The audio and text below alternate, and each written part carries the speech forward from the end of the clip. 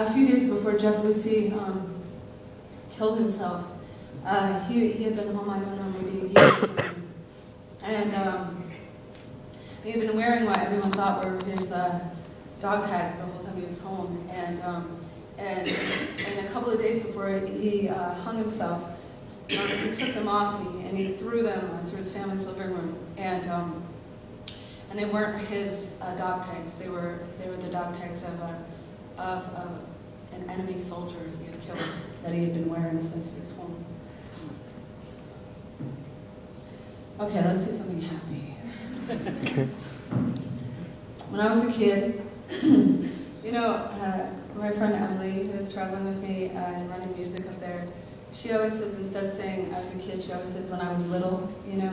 And I think, God, it's the sweetest thing to say when I was little. When I was little. Anyway, when I was little. It's huge now, but when I was little.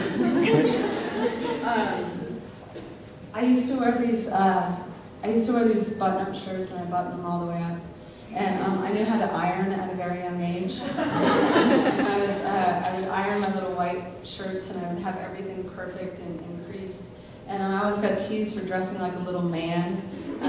Everybody said I dressed like a little man. And but I loved my own particular style. But you know, in that sense, it was also a little bit rough. And the great thing about art is that I think that we can go back and reshape our own personal histories. Because, you know, I was watching I was looking at this thing on Tumblr or something. There was photos of cells, like human cells. And they were the cells of adult people who had been abused or bullied when they were young. And the shape of the cell, like, you know, decades later, is so much different than the shape of a cell of somebody who hasn't been abused or bullied or all of that. And it was almost like the sides of the cells had been beaten in. And it was talking about how when we are bullied when we're young, it affects our entire lives and it affects our bodies for the rest of our lives, like how likely we are to fight off illness. And it was crazy. Anyway, so I wanted to write something from my little self. And it's sort of a rewriting. I believe that art can, you know, reshape ourselves, and especially when we're sort of rewriting our histories. So this is all I didn't say when I was young that I wish I had. This is called A Letter to the Playground Bully from Andrea, age 8.5. As you know, when you're that young, that half is so important. Maybe there are cartwheels in your mouth.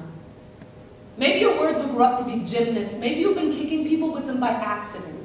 I know some people get a whole lot of rocking in the rocking chair, and the ones who don't sometimes get rocks in their voice boxes become slingshots. Maybe you think my heart looks like a baby squirrel.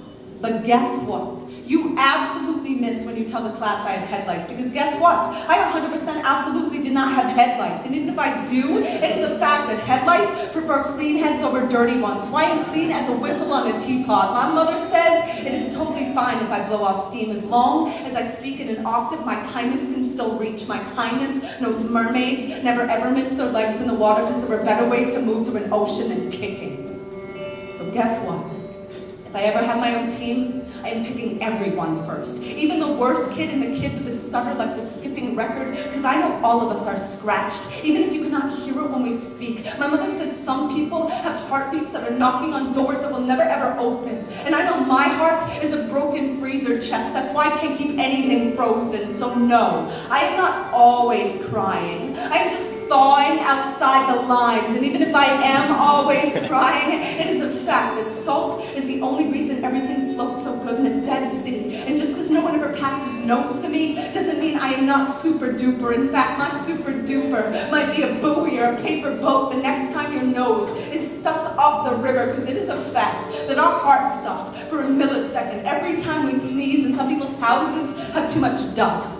Some people's fathers are like attics. I've heard attics have monsters in the walls and shaky stairs. If I lived in a house that had an attic, I think I'd nightmare, a burglar in my safety chest, or maybe I'd look for rest in the sticks and stones, because my mother said a kid can only swallows so much punch before he's drunk on his own fist. But the only drunk I have ever known was sleeping in the alley behind my church, and Jesus turned water into his wine. So even God has his bad days. But on your bad days, couldn't you just say, hey, I am having a bad day?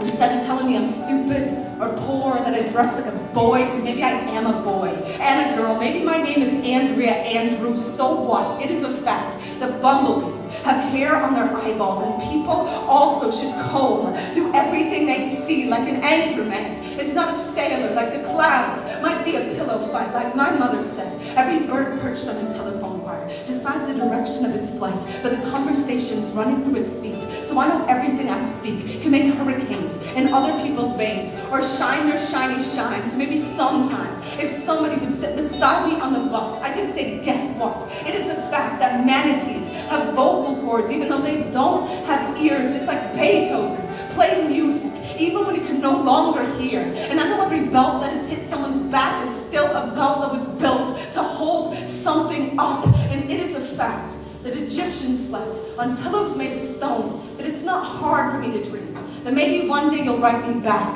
like the dad wrote the lightning bug to say, I smashed my mason jar and I threw away the lid. I didn't want to take a chance that I grew up to be a war.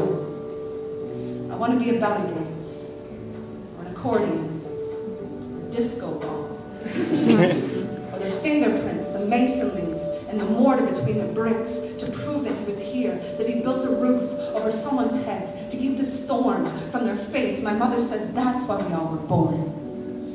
And I think she's right. So right back soon. Sincerely yours.